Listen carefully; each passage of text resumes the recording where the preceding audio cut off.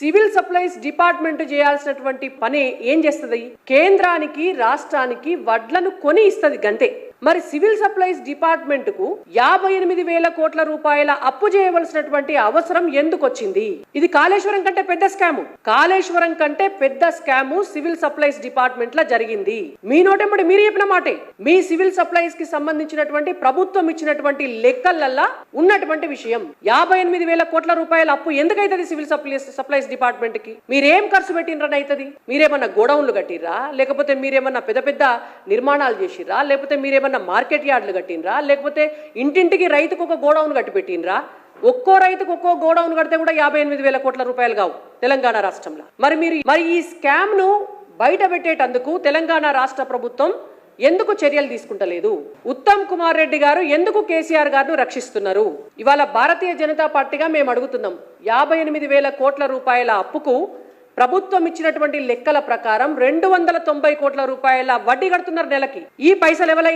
ఇవేమన్నా రేవంత్ రెడ్డి అత్తగారింటికి వచ్చి తెస్తున్న పైసలా?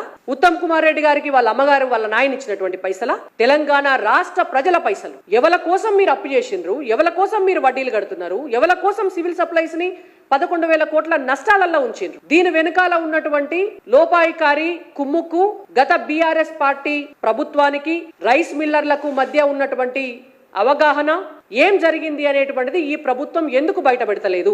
ఇవాళ మేము ఒక్కటే డిమాండ్ చేస్తున్నాం. బీఆర్ఎస్ పార్టీని కాపాడడం కోసం, బీఆర్ఎస్ పార్టీ పెద్దలను కాపాడడం కోసం, ఇవాళ ఉన్నటువంటి కాంగ్రెస్ పార్టీ పెద్దలు వాళ్ళని వాళ్ళు కాపాడుకోవడం కోసం తెలంగాణ ప్రజల్ని మోసం చేసేటటువంటి ప్రక్రియ నడుస్తుంది. కాబట్టి మీకు నిజంగా నిజాయితీ ఉంటే, మీకు నిజంగా చిత్తశుద్ధి ఉంటే, రేవంత్ రెడ్డి గారు మీ పట్ల, మీ సివిల్ సప్లైస్ డిపార్ట్మెంట్ పట్ల ఇప్పటికే మా బీజేఎల్పీ లీడర్ మహేశ్వర్ రెడ్డి గారు అనేక ఆరోపణలతోటి, మీకు అనేకమైనటువంటి ఆధారాలతోటి బయటపెట్టినటువంటి విషయం తెలుసు. దానికి కొనసాగింపుగా ఇవాళ ఈ సివిల్ సప్లైస్ కి సంబంధించినటువంటి 58,000 కోట్ల రూపాయల అప్పు, 11,000 కోట్ల రూపాయల నష్టం పైన సిట్టింగ్ జడ్జి తోటి విచారణ చేయించాలి అని చెప్పి భారతీయ జనతా పార్టీగా మేము డిమాండ్ చేస్తున్నాం. ఖచ్చితంగా జరగాల.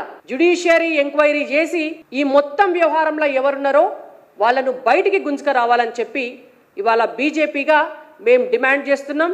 లేని పక్షంలో ప్రజల ముందుకు మేమే భవిష్యత్తులో ఏమేం జరిగిందో తెలుసుకునేటువంటి ప్రయత్నం చేసి ఈ అంశాన్ని పెద్ద ఎత్తున భారతీయ జనతా పార్టీ ప్రజల దగ్గరికి తీసుకుపోయి, రైతుల దగ్గరికి తీసుకుపోయి మీ లాలూచి ఏంటిది అనేటువంటిది బీఆర్ఎస్ పార్టీ తోటి మేము బయట పెడతామని కూడా హెచ్చరి